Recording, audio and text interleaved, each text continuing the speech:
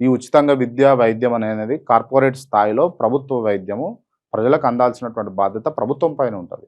నేను మరో మొత్తుకునేదే అది. కార్పొరేట్ హాస్పిటల్‌ని తలపించే విధంగా ఎందుకు గవర్నమెంట్ హాస్పిటల్స్ లేవు అని చెప్పేసి నేను అడుగుతా. దానికి ఇప్పటి వరకు గూడా ఎవరు సమాధానం చెప్తలేరు. ఒక కార్పొరేట్ కాలేజ్‌ని తలపించే విధంగా, స్కూల్‌ను తలపించే విధంగా ఎందుకు గవర్నమెంట్ స్కూల్స్, కాలేజెస్ లేవు అని అడుగుతా. దానికి ఇప్పటి వరకు ఎవరు సమాధానం చెప్పరు. ఇప్పుడు ఈవెన్ దో రేవంత్ రెడ్డో, లేకపోతే కేటీఆరో, లేకపోతే ఎక్సెట్రా, ఎక్సెట్రా, ఎక్సెట్రా ఉన్నారు గదా! యూనియన్ మినిస్టర్‌లు గావచ్చు, బీజేపీలో ఉన్నటువంటి ఎంపీలు గావచ్చు, ఎమ్మెల్యేలు గావచ్చు, కాంగ్రెస్‌లో ఉన్న ఎమ్మెల్యేలు గావచ్చు, ఎంపీలు గావచ్చు, ఎవరి ఒక్క బిడ్డనైనా, ఎవరి యొక్క కొడుకైనా వాళ్ళు గవర్నమెంట్ స్కూల్‌లో చదువుతున్నట్టుగా మీరు చూపియ్యరు. వీళ్ళ పాలన మీద వీళ్ళకే నమ్మకం లేదు. అర్థమైతా ఉందా మీకు? గవర్నమెంట్ స్కూల్‌లా వీళ్ళ పిల్లలే చదవరు. అంటే వీళ్ళ పాలన మీద, వీళ్ళు ఇచ్చినటువంటి ఫెసిలిటీస్ మీద వీళ్ళకే నమ్మకం లేదు.